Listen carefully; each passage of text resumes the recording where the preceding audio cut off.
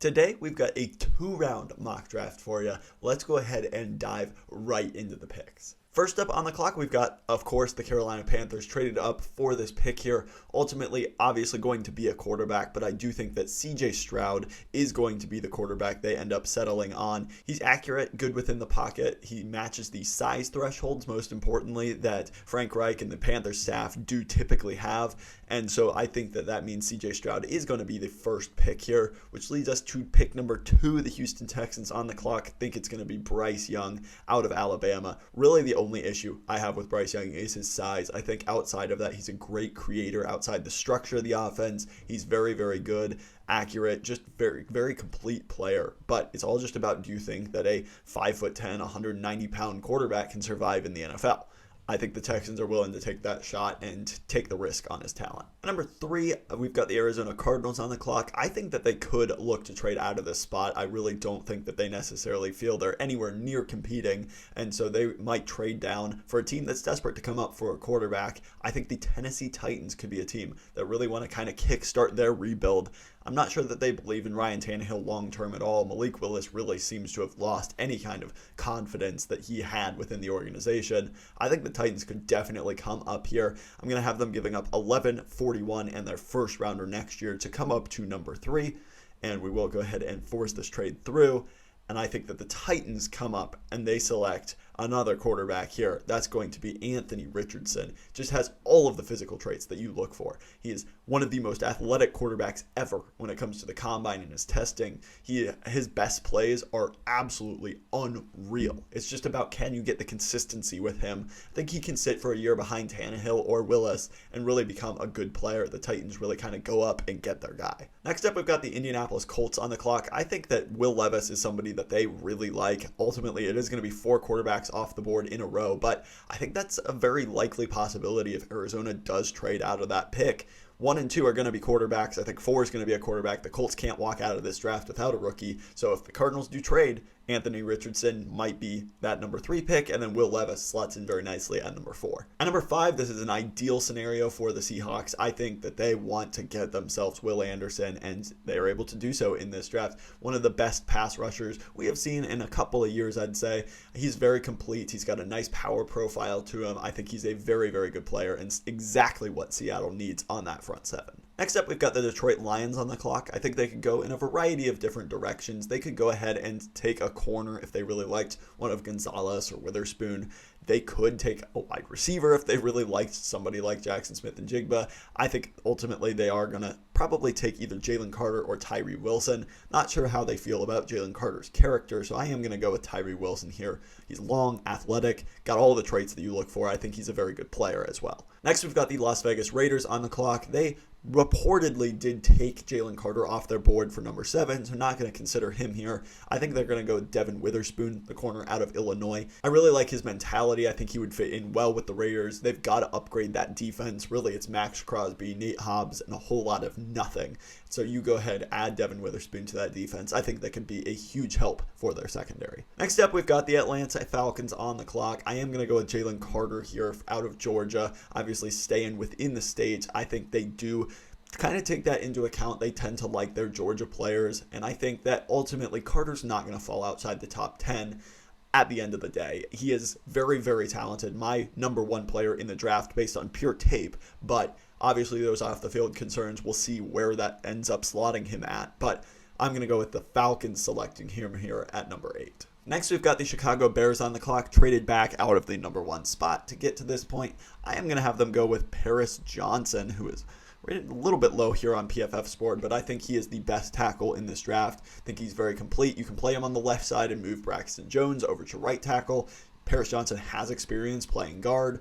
You can kind of move them all around this offensive line, but ultimately I do think that you just gotta take the best offensive lineman and figure it out later as far as where Braxton Jones might line up or where Tevin Jenkins might go. I think you take the best player, Paris Johnson, at that need, and you go ahead and build around Justin Fields. At number 10, we've got the Philadelphia Eagles on the clock. Could go in a lot of different directions here. You could take a corner still, even with Slay and Bradbury. They don't have any depth behind those guys, and they're both over 30. They are getting older. You could also go with a wide receiver if you really liked one here to just kind of explode that offense. You could go with trenches. Obviously, that's something that Howie Roseman loves to do. I am going to go with Nolan Smith, the edge rusher out of Georgia. Just put on an absolute show at the combine. He's so explosive, so athletic. I do think, has done a very good job in the interview process. I really, really like Nolan Smith, and I think that the Eagles would be very intrigued with his physical traits there. We've got the Arizona Cardinals back on the clock now at number 11 after trading down with the Titans. I think this was really best case scenario here. They can go ahead and select Christian Gonzalez, the corner out of Oregon. Huge position of need after Byron Murphy left. Marco Wilson is the number 1 corner on this team, which is just abysmal. It doesn't feel great because ultimately this team is not going to be competing anytime soon, but you're able to pick up extra draft capital and take a very good player at number 11 in Christian Gonzalez, my number 1 cornerback. For the Houston Texans now on the clock, you get yourself Bryce Young. I think that it really benefits a young rookie quarterback to go have a nice weapon. The Texans wide receiver room isn't very good. Obviously no Brandon Cooks anymore, so it's just kind of Nico Collins, John Mechie, and a whole lot of nothing. I think Jackson Smith-Njigba would be great here. He's just going to be so reliable in the NFL. Great route runner, had a really good agility drills within his pro day and everything, and at the combine. I think he's a very good player, and he's very polished. He's very high floor. I really like what he can do and be that safety blanket for Bryce Young at the NFL. Next up, we've got the New York Jets on the clock at number 13. I don't think that Aaron Rodgers is going to go for the 13th overall pick. I do think it'll probably be a second rounder or so, but we're just going to assume that the Jets are picking here at number 13. I think they're going to go with Peter Skoronski, the offensive lineman from Northwestern. I genuinely think he could play all 5 positions on the offensive line. They do have Elijah Vera Tucker, Dwayne Brown, currently at those tackle spots. I think those are perfectly fine. I really like Elijah Vera Tucker, but maybe you slot in Skoronski at guard. Maybe you put him at right tackle, keep Vera Tucker at guard. Maybe you move Skoronski over to left tackle once Dwayne Brown retires. You've just got a lot of options. I think Skoronski just gives you a lot of flexibility in what you can do on that offensive line, and just put the 5 best guys out there. For the Patriots at number 14, reportedly, they are very in on one wide receiver in particular. That's Zay Flowers out of Boston College. I think you've got to surround Mac Jones or Bailey Zappi, whoever the quarterback is going to be next year, with some talent at that wide receiver position. It is bare right now, and Zay Flowers kind of provides some explosive elements to the offense. He can be a deep threat. He's a very good route runner, can win on all 3 levels, has good hands. I like Zay Flowers, and I do think that he would be a good fit in New England. At number 14, the Green Bay Packers on the clock. I'm going to go with Lucas Van Ness out of Iowa. I think he really just kind of fits what they tend to like in their edge rushers. He's big, he's very athletic, he's physical, he's a little bit raw. He needs to develop some pass rush moves, but right now they've still got Preston Smith. You've obviously got Rashawn Gary. They tend to like their edge rushers in a bit of a bigger, raw mold, and that's exactly what Lucas Van Ness is. Just makes a lot of sense for the Packers to upgrade that pass rush there. Got the Washington Commanders on the clock next. I've mocked them corner a lot. I certainly think they could go with Joey Porter Jr. or Deontay Banks, but I really like Broderick Jones here. I think he can still improve his pass protection technique. I think he can continue to get a lot better, but he's young, he's very talented, and I think he'd be a very nice developmental piece for them to kind of get Charles Leno and some of the older guys on that offensive line. It's an old unit. Get some youth in that room and potentially somebody that can be the left tackle of the future of this team. We've got the Pittsburgh Steelers on the clock here. I think they could go in a lot of different ways as well. They could take Joey Porter Jr., had them doing that a ton in my mock drafts here, so I am going to mix it up. I'm going to go with Darnell Wright, the tackle out of Tennessee. He seems to be getting more and more hype. He kind of locked down Will Anderson, and when they played each other in college, he's very well built physically. He's very talented. He's just, going to be a very solid right tackle in the NFL. I think that the Steelers would really like him, and he's going to be drafted higher than I think a lot of people think. Now we have the Detroit Lions on the clock at number 18. We had them selecting Tyree Wilson earlier in this draft. I'm going to have them select Quentin Johnston out of TCU. He can be that big physical ball winner on the outside that they still desperately need. Him, Jamison Williams, and Amon-Ra St. Brown could potentially be one of the best wide receiver trios in the entire NFL. Really kind of unlock that passing game. You've got a great offensive line. You've got some good running backs. Jared Goff has everything he needs to be successful. If they are going to continue riding with Goff, surround him with as much talent as possible.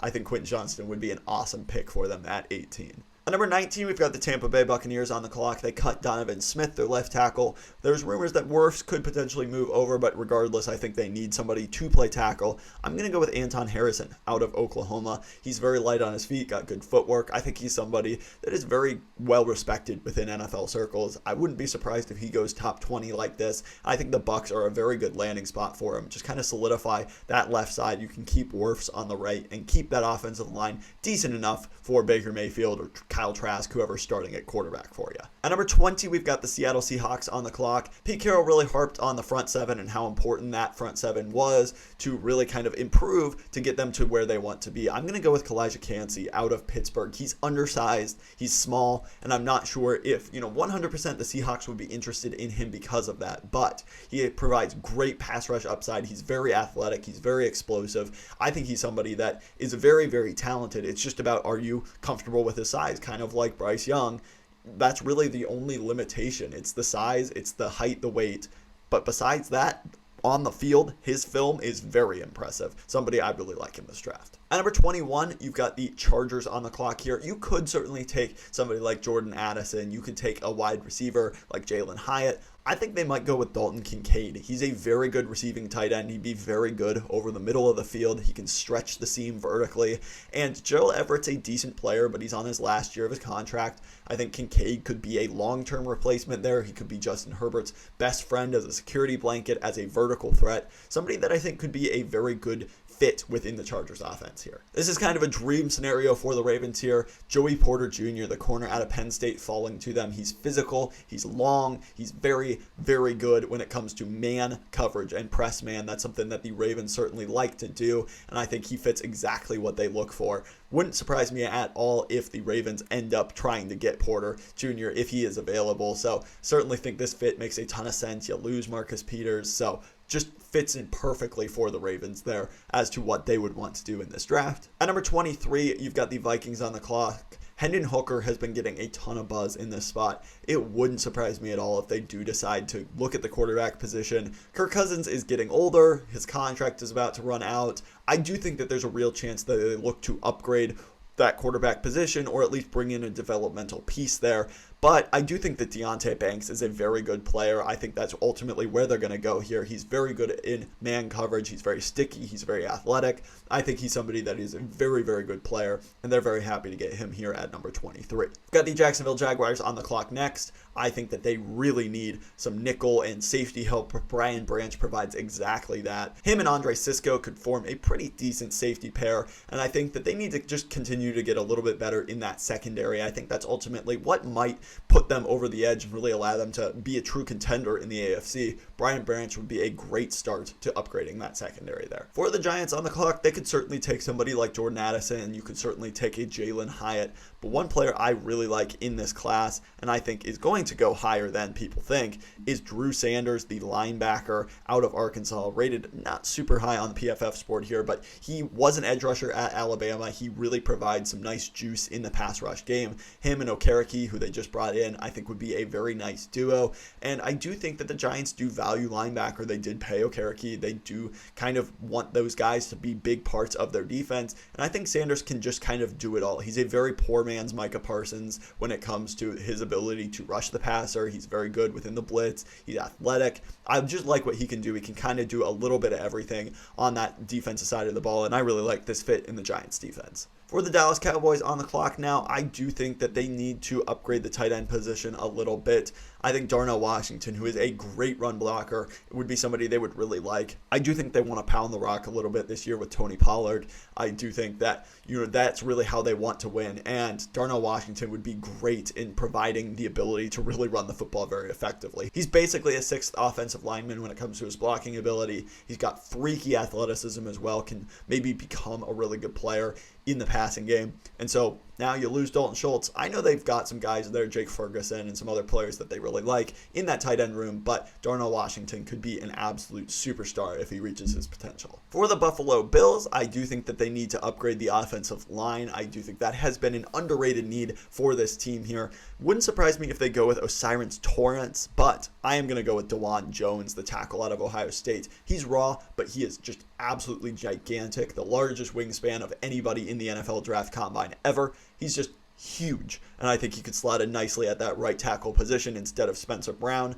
and solidify that offensive line a little bit further for the Bills, who really need to push for the Super Bowl this year. Got the Cincinnati Bengals on the clock next, and I'm going to select Bijan Robinson. Just cannot let him get out of the first round here. He is too talented. He is probably my number 2 player in the draft when it comes to just pure talent. I think he is a generational running back. And for the Bengals, Joe Mixon is expensive. I do think he's kind of slowing down production-wise. They lost Samaje Perine in free agency. I just think Bijan Robinson would completely unlock their running game, which I think the Bengals know they need to run the ball a little bit more effectively to really get over that hump and win that Super Bowl. Bijan Robinson would be an amazing player in that offense and be a lot of fun to watch. For the New Orleans Saints, I'm going to have them select Myles Murphy. They tend to like a little bit bigger edge rushers that are athletic. That's exactly Myles Murphy. He had a very good pro day. I think that he is very good when it comes to his physical traits. He just needs to put it all together a little bit more. He was getting, top 10, top 5 hype at the beginning of the season. Don't think that's realistic at this point, but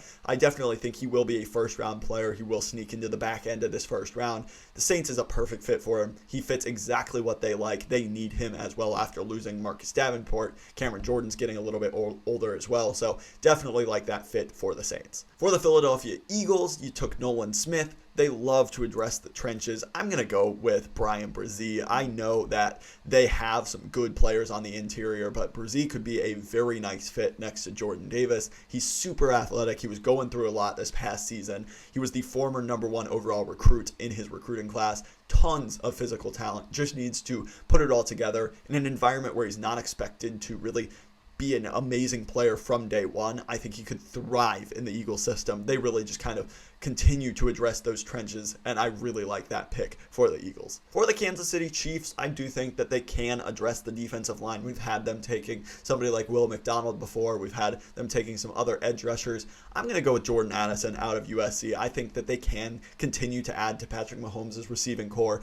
Addison isn't necessarily my favorite player just because I think he's small. I don't think he's super athletic. He wasn't great at getting off the press, but he certainly has his role. He's a very good route runner. I think playing with Patrick Mahomes would really benefit him as he is able to just kind of take over games with his route running, with his hands, his good just ability to get open. And so I think that would be a great fit for the Chiefs there. And that concludes round 1 here. Let's go ahead and dive into round 2. If you are enjoying this video, please hit that subscribe button down below. Put out tons of NFL draft content just like this. Let's get into round number 2. Got the Pittsburgh Steelers on the clock at number 32 to start round 2 here. This was formerly the Bears pick that they traded for Chase Claypool. I'm going to have them selecting Emmanuel Forbes out of Mississippi State. Forbes has great ball skills. He was very productive at Mississippi State. The biggest issue with him, he's 166 pounds. He's really skinny. I think he'd probably be a first-round player if it weren't for his size, but he is a twig, and he needs to put on probably about 20 pounds before he's really able to be a very competitive player at the NFL level. But I really like some of his traits. He's sticky in coverage. He's got great ball skills. He's just small. And so that's going to probably keep him out of the first round, but just barely. At number 33, we've got the Houston Texans. I'm going to have them select Felix Anudike-Uzomah, the edge rusher out of Kansas State. He is one of the bigger sleepers in this draft for me. I think he's very technically sound. He's got some of the best pass rush moves in the entire class. I think he's very polished. He's a very high floor player. May not be the bendiest player or the most athletic player, but I think somebody that DeMeco Ryans would really like is he's just very technically gifted, and I think he could be a very good player for this Texans pass rush that needs some juice. The Arizona Cardinals on the clock here. They desperately need interior offensive line help, and I think O'Cyrus Torrence fits that perfectly. He could slot in to one of those guard spots and just help out whoever the quarterback's going to be next season. Not likely to be Kyler Murray, but the interior of this offensive line is atrocious. Getting somebody like Torrence could be a very big help for this team. For the Indianapolis Colts, I think you get yourself Will Levis. I'm going to have them select Michael Mayer out of Notre Dame. I think he's a first-round caliber player, but some of those other tight ends just have more elite traits than he does. He is just very reliable. I think he's very good at everything. He might not be special at any one thing, but he's very, very good all around, and I think the Colts would be stealing him here early on in the second round. I think you give Will Levis a nice security blanket. He would be an awesome player for them. Got the Los Angeles Rams on the clock for their first pick. I'm going to go with Will McDonald out of Iowa State. They need to add to that pass rush. think he's a good player. He's got some real nice athletic gifts. Wasn't really able to unleash himself at Iowa State and with the system that they played. He was lining up kind of as a 4-eye technique inside of the tackle's shoulder. So I really think that if he is able to really get the green light to go get after the quarterback and use his speed and his athletic traits, he could really kind of find a new level in the NFL and be a very good player for this Rams team. Now we've got the Seattle Seahawks on the clock. I think they could add to the interior of this offensive line, absolutely. And I think that any of these prospects here, Avila, Whippler, Tippmann, John Michael Schmitz, could all be awesome for them. I think Tippmann fits exactly what they like. He is very good on the move. He's a big guy as well. Typically, you don't love to see that at center, but I think Tippmann could play all three of the positions on the interior of the offensive line. I think he's a very underrated player in this class, somebody that I think the Seahawks could very much like. We've got the Raiders on the clock next. As I mentioned, this defense just needs a lot of help. I really like Mozzie Smith to them. He's very athletic. He's a big nose tackle that, maybe hasn't reached his ceiling yet, but he's an ascending player, and I think the Raiders really need some good beef in the middle of that defense. Put him next to Max Crosby, you get Witherspoon and Hobbs on the back end. All of a sudden, this defense is looking much, much better. It was a terrible unit last year, and so they desperately need some improvement. I think Mozzie Smith, Devin Witherspoon could really kind of kickstart that defense to be a much better unit. Got the Carolina Panthers on the clock now. Obviously, it did take C.J. Stroud, so I do think that they could look to add another wide receiver to give him some help. Josh Downs would be a great fit for them. No more DJ Moore. You do have Adam Thielen. You brought in DJ Chark. Now Josh Downs. Terrace Marshall's there as well. That's a competent level wide receiver room that could certainly be good enough for CJ Stroud to take advantage of. I really like that pick for the Panthers to go ahead and get Josh Downs. New Orleans Saints back on the clock again. I think they could take maybe somebody like Jahmyr Gibbs to replace Alvin Kamara. He would be a very natural replacement there. But I am going to go with a different route here. I am going to have them take Tyreek Stevenson, the corner out of Miami. I think he is a very good player, somebody I think is a little bit underrated when it comes to this corner class. I have him going instead of Cam Smith, who's still available. I think Stevenson is going to go higher than people think. He's a good player, and he would fit what the Saints tend to like in their corners as well. Cardinals back on the clock here with this pick that they acquired in the Tennessee trade. So you've got yourself your corner that you really needed with Christian Gonzalez. You got yourself a Cyrus Torrence on the interior of the offensive line. I think you could take another interior offensive lineman, somebody like John Michael Schmitz, that he would be very successful, and they continue to need more help there. But I am going to have them take Adetomiwa Adebawore out of Northwestern. Tons of physical traits. Ran so fast for his size. He's a little bit of a tweener when it comes to the edge rusher versus, being an interior player, but I think he could fit well within their system. I think he's very physically gifted and a high upside player. They need to add to that front seven as well. He'd be a very good fit, in my opinion, there. I do ultimately think that this pick will not be selected by the Jets. I think it will be included in the Aaron Rodgers trade, so I am going to have the Packers selecting here with this pick. We had them select Lucas Van Ness earlier on. I think they could go with a wide receiver. You could go with a tight end. The Packers need to add to their wide receiver room, and I do think they have very specific size thresholds. Jonathan Mingo is a very underrated player in this draft. I think he's going to go way higher than people expect. He's 6'2". He ran really well. He's physical. He's got good hands. He's a good blocker. All of those things just fit exactly what the Packers like. You've got Christian Watson, you've got Romeo Doubs, but I think you need to add another piece, and Jonathan Mingo could be a very nice player for them. Browns got messed up a little bit here. They're picking 42 while the Packers pick 43, but for the Browns, I do think they're going to take somebody that I really like in this draft, Keanu Benton. He's a great defensive player on the interior. He's got some great run stuffing ability, but he's got some pass rush upside as well. I think he's a great player and somebody that the Browns could desperately use on their front seven. Got the Falcons now on the clock. We had them selecting Jalen Carter earlier on. I think somebody like Cam Smith could be a very nice fit for them next to AJ Terrell. They need some help in that cornerback room to really solidify that other side next to Terrell. Get a strong secondary. Get Cam Smith, Terrell. You've just got some nice players kind of all around that defense. I think this would be a massive improvement. I think this is a really good draft so far for the Falcons, who really need to show that they can be competitive this year with Arthur Smith at the helm. Got the Packers back on the clock. I think they could use some safety help. Antonio Johnson is a nice kind of hybrid safety. He can play all over the formation. Really like what he could do for this defense on the back end. I think it's a big position of need as well. So definitely think that would be a good pick for the Packers there.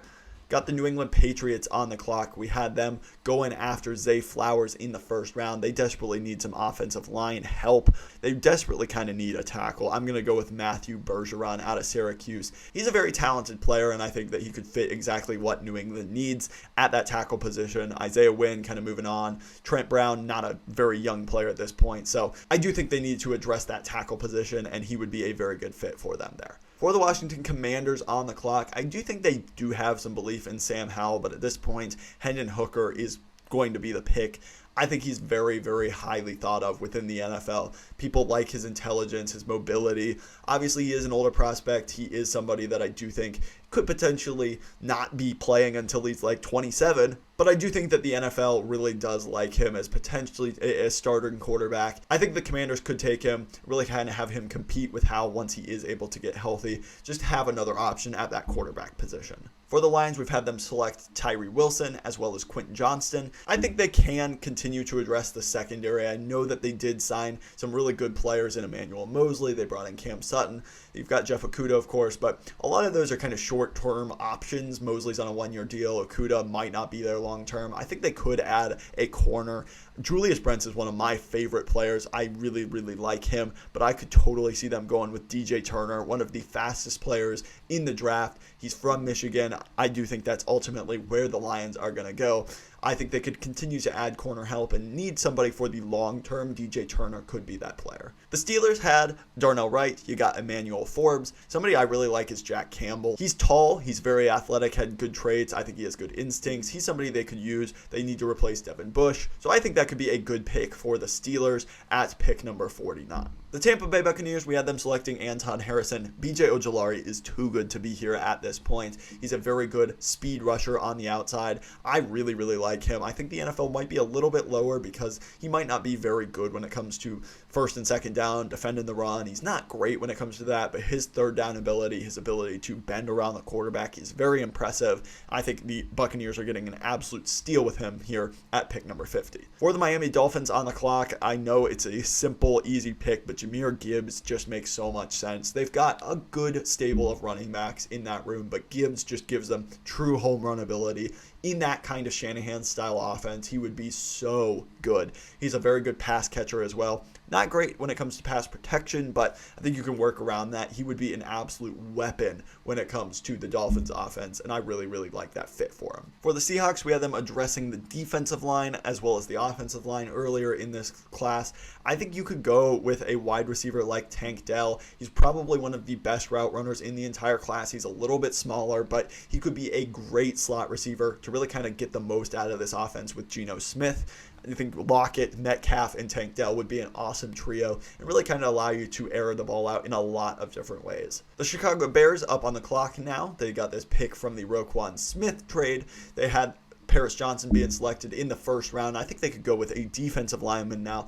One player I think would fit their system pretty well is Isaiah Foskey out of Notre Dame. He's just a very solid player kind of all around. I think he would be a nice fit within that Chicago defense and give them some juice in the pass rush game. Chargers back on the clock. We had them selecting tight end Dalton Kincaid in the first round. You could take another wide receiver here. You could address the interior of the offensive line, but I think they could take somebody like Julius Brents. J.C. Jackson didn't play super well last year. They need some help at that corner position. Brents is tall, fast, athletic. Really, really like what he can do. For the Lions, I think they can continue to address a lot of different areas. I really like Steve Avila. I think they can use some depth or potentially some starting experience at that right guard spot, and I think Avila could be a great player for them. He's a very, very underrated player in this class, and I would be a little bit surprised to see him fall all the way to 55 here. Jacksonville Jaguars on the clock. You could go with the front seven. I think they could very much use maybe a defensive tackle in this draft as well. Siaki Ika is there. You've got somebody like John Michael Schmitz, who I think could be a very, very nice player for you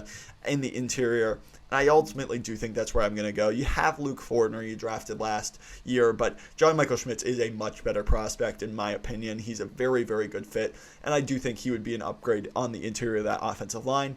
Think he could potentially play guard if you needed him to as well. The New York Giants on the clock here. I'm going to go with Jalen Hyatt. I don't know where the league is on Jalen Hyatt. They could be first round caliber. He might go pick 21 to the Chargers. I think he could also fall this far. He Didn't run a ton of routes. He was pretty much just used as a free release vertical threat, and there's value in that, absolutely, but I'm just not sure where the league is on him. I think if the Giants were able to get him here with pick 57, that would be a very, very good pick for him.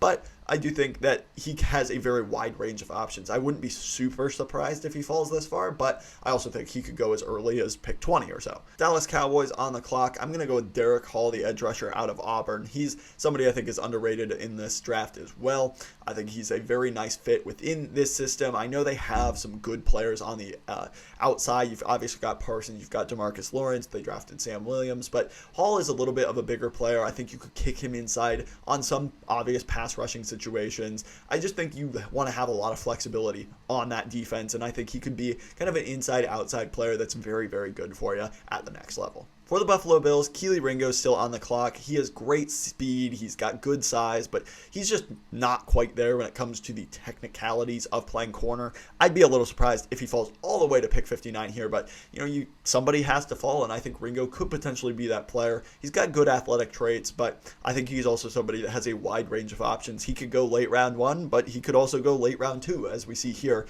with the Buffalo Bills selecting him. Cincinnati Bengals on the clock. I think they could use a tackle, obviously. There's not really anybody here that I love for them. You could take somebody like Mock, but really don't think that's ultimately where they would go. I think you could go with tight ends. Laporta still here. Luke Musgrave, very athletic, good blocker. That is ultimately where I am going to go with this pick. Musgrave didn't play a whole lot this past year due to injuries, but I think his upside is very, very impressive, and he could really provide a nice middle of the field target for the Bengals. Got the Chicago Bears back on the clock. I'm going to go with Jalen Jones, the corner out of Texas A&M. Very highly recruited out of high school. Didn't maybe live up to the expectations at Texas A&M, but he's very physically gifted. I think he's got a lot of talent. The Bears need to address that corner room. They need one more corner because you've got Kyler Gordon, you've got Jalen Johnson, but that other corner spot isn't great. I think Gordon could be a slot corner or an outside corner. Jones, same thing. So I think you've just got a lot of options by selecting Jalen Jones there to solidify that back end of the defense. Got the Eagles on the clock here. I know that they do not take linebackers, but Trenton Simpson still being on the board here is kind of a crime. And so the Eagles always take value. I certainly think that Trenton Simpson is a great value here. He might not be the best, pure linebacker, but he's got very good athletic traits. He's very solid within coverage. I think he's got a lot of room to develop. Very, very good player. And I think the Eagles would be very happy to get him at this spot at pick number 62. For the Chiefs, we had them selecting a wide receiver, Jordan Addison, at the end of the first round. I'm going to go with Thule here out of USC. Very good edge rusher. I think they need to continue to add to that room after losing Frank Clark. I really like this pick for the Chiefs as well. That's going to do it for my 2-round mock draft here. Please, if you like this kind of content, hit that subscribe button down below. Let me know down below as well in the comments if you like what I did for your team. Let me know what you would do differently if you were the GM. We'll catch you in the next video.